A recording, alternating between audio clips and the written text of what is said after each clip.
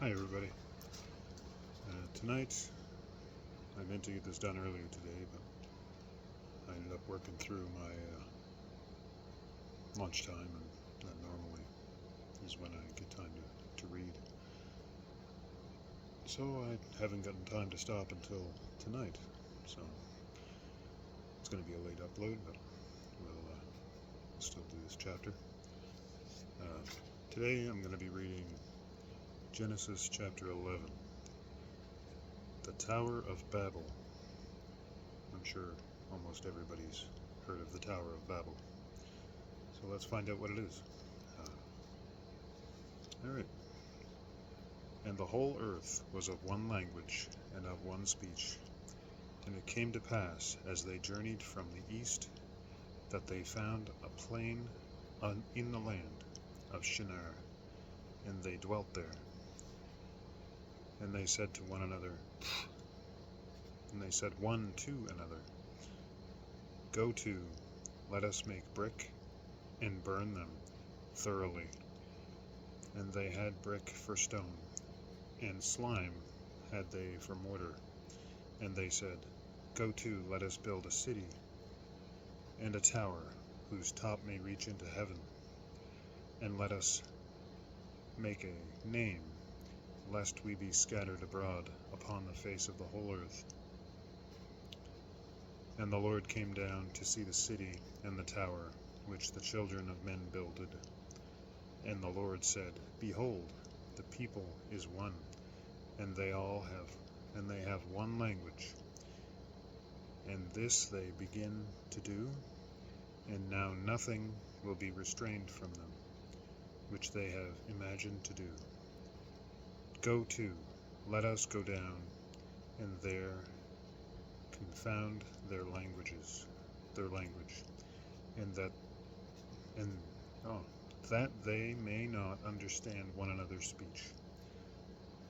So the Lord scattered them abroad from thence upon the face of all the earth, and they left off to build the city. Therefore is the name of it called Babel, because the Lord did there confound the language of all the earth. A mosquito trying to eat me.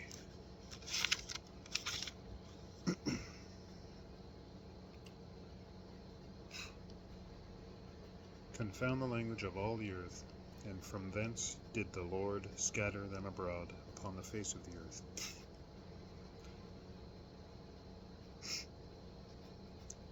These are the generations of Shem. Shem was 100 years old, and begot Arphaxad. Apparently I like dropping my phone. Let's try and fix this up. It seems to be the way.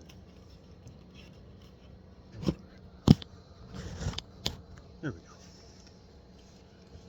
I'm either getting eaten by mosquitoes or throwing my phone around.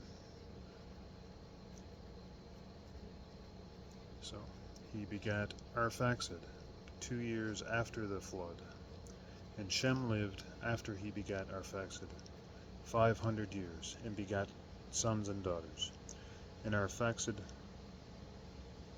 lived 530 years, and begat Salah. And Arphaxad lived after he begat Salah 403 years, and begat sons and daughters. So he lived 933 years total. And Salah lived 30 years, and begat Eber.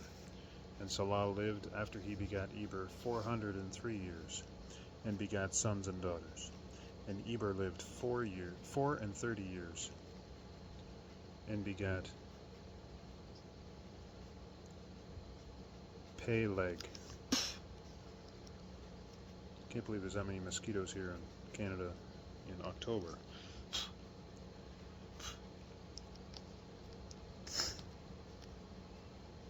Anyway, stop blowing up mosquitoes.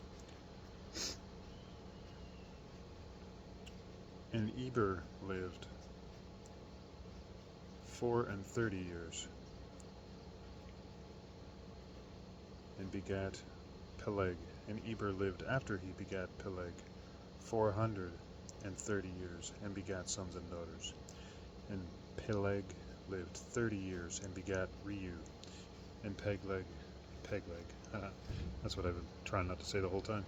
And Peleg lived after he begat Reu 209 years, and begat sons and daughters. So the generations seem to be getting younger and younger. And Reu lived 32 years, and begat Serug. And Reu lived after he begat Serug 207 years, and begat sons and daughters. And Serug lived 30 years, and begat Nahor. And Serug lived after he begat Nahor 200 years, and begat sons and daughters. And Nahor lived 29 years, and begat Terah. And Nahor lived after he begat Terah 119 years, and begat sons and daughters. And Terah lived 70 years, and begat Abram, Nahor, and Haran. Now these are the generations of Terah. Terah begat Abram, Nahor, and Haran Haran begat Lot. That's a name we'll get into later, I believe. Lot. And Haran died before his father Terah in the land of his nativity, in Ur of the Chaldees. And Abram and Nahor took them wives. The name of Abram's wife was Sarai, and the name of Nahor's wife Milcah, and the daughter of Haran, and father of Milcah. Micah, the daughter of Haran, the father of Milcah, and the father of Iscah. But Sarai was barren; she had no child. I think we'll get into that later too. Very, very soon. And Terah took Abram's son, Abram his son, and Lot the son of Haran, and his son's son, and Sarai his daughter-in-law, his son Abram's wife, and they went forth with them from Ur of the Chaldees to go to the land of Canaan. And they came unto Haran and dwelt there. And the days of Terah were 205 years, and Terah died in Haran. Well, that was the descendants of Shem, I guess, on top of the Tower of Babel. That's a very short story, the Tower of Babel. God didn't like the fact that men were trying to reach heaven without going through God, I guess. The biggest thing is you have to read your Bible and understand what God has said and is trying to tell us, that He created us for fellowship, and He wants us to pray to Him and talk to Him and ask Him for things. He wants to have a relationship with you. If you have anything to add to this chapter, please drop a comment below and let me know. And maybe the next video I won't drop my phone so much. It's a beautiful evening here in Nova Scotia, Canada. If you would, please subscribe, comment down below, and you have a blessed evening. God bless you all, and we'll see you in the next video.